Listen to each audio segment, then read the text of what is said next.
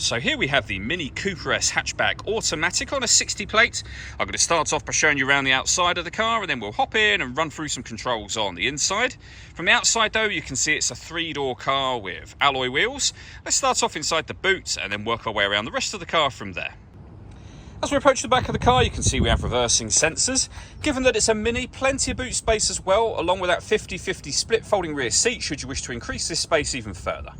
Okay, so we're just going to work our way back around to the front of the car, and then we'll hop in and run through some controls on the inside of it from there.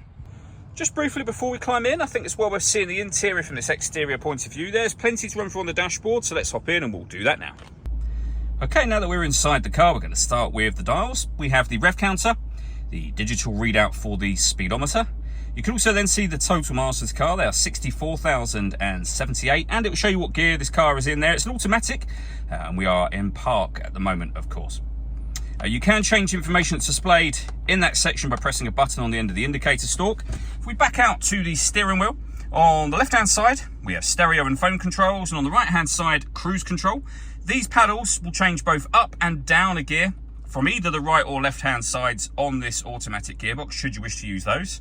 And then in the center we have the main screen, which as you can see includes satellite navigation. It's a nice clear color display, very easy system to use.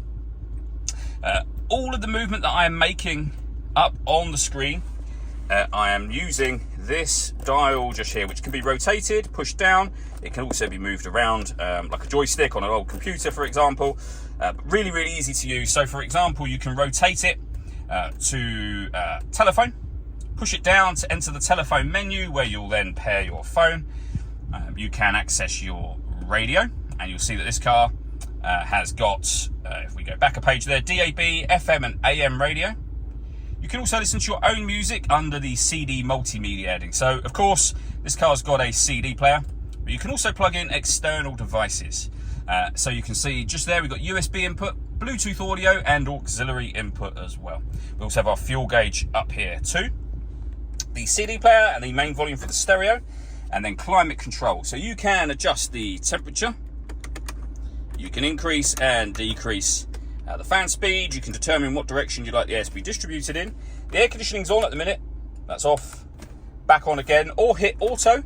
The car will now maintain the temperature you've asked for by taking full control of the fan speed and the direction of the air. If you press auto again, you'll go back to whatever setting you had it on previously, or you can override it with manual buttons.